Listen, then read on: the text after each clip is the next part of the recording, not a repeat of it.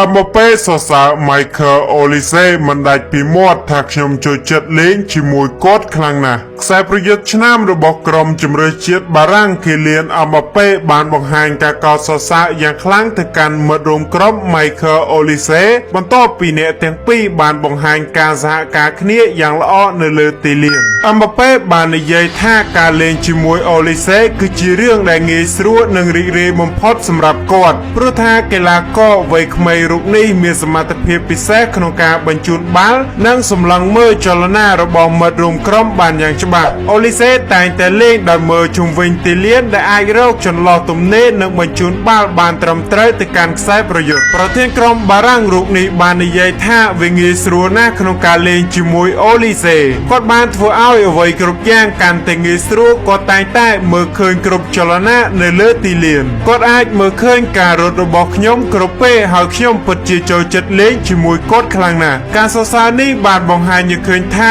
អូលីសេកំពុងក្លាយជាកម្លាំងដ៏សំខាន់មួយសម្រាប់ក្រុមជម្រើសជាតិបារាំងជាមួយនឹងទេពកោសល្យក្នុងការបង្កើតឱកាសនិងការបញ្ជូនបាល់ដ៏ឆ្លាតវៃគាត់អាចក្លាយជាដៃគូដ៏ល្អឥតខ្ចោះសម្រាប់អមប៉េនៅក្នុងការប្រកួតធំៗនាពេលអនាគត